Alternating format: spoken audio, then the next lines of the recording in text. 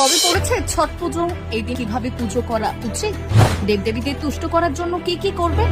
Hindu calendar অনুসারে দীপাবলির 6 দিন পরেই পালিত হয় ছট পুজো। ছট পুজোর এই 4 দিন অত্যন্ত সংযমী হয়ে পালন করা হয়। উৎসবটি মূলত উত্তরপ্রদেশ, ঝাড়খণ্ড, বিহার, মধ্যপ্রদেশ এবং পশ্চিমবঙ্গ রাজ্যে জনপ্রিয়ভাবে পালন করা হয়ে থাকে।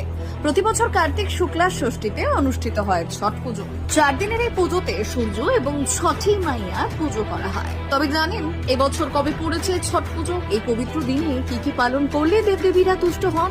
শাস্ত্র অনুসারে প্রতি বছর শুক্লপক্ষের চতুর্থ তিথি থেকে এই পুজো শুরু হয় এবং সপ্তমী তিথিতে শেষ হয়।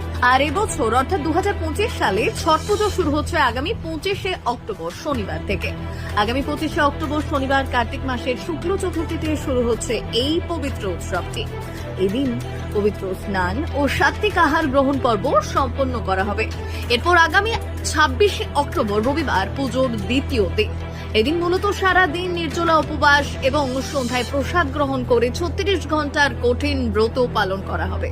এরপর 27শে অক্টোবর সোমবার অর্থাৎ তৃতীয় দিনে শুক্ল ষষ্ঠীতে অস্তগামী সূর্যকে অর্ঘ্য নিবেদন করা হবে।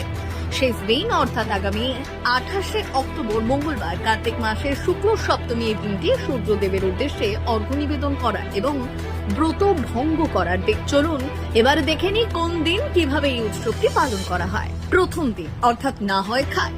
এদিন থেকেই শুরু হয় ছট উৎসব। প্রথম দিনে ব্রত পালনকারীরা সকালে পবিত্র নদীতে স্নান করে নতুন পোশাক পরিধান করে এবং সাত্বিক খাদ্য গ্রহণ করা হয়। না হয় খায়ের দিনে প্রধানত ছোলা, ডাল, কুমড়ো বা লাউ এবং আরোয়া চাল দিয়ে তৈরি করা হয় কদ্দু ভাত। এই সমস্ত খাবার ঘি এবং সৈন্ধব লবণ দিয়ে প্রস্তুত করে আহার করা হয়। দ্বিতীয় দিন অর্থাৎ খরনার দিন।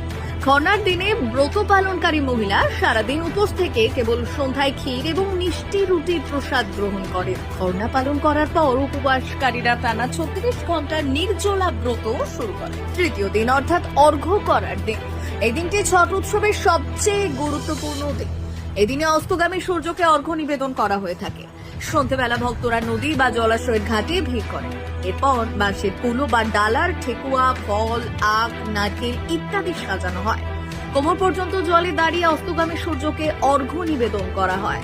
চতুর্থ দিন এটি উৎসবের শেষ দিন এবং ব্রত ভঙ্গের দিন। ভোরবেলা আবার ঘাটে গিয়ে জলের মধ্যে দাঁড়িয়ে উদীয়মান সূর্যকে অর্ঘ্য নিবেদন করেন সকলে। অর্ঘ্য নিবেদনের পরে ব্রত সম্পূর্ণ হয়। এরপর ব্রতী মহিলারা প্রসাদ গ্রহণ করে 36 ঘন্টার উপবাস ভঙ্গ করে।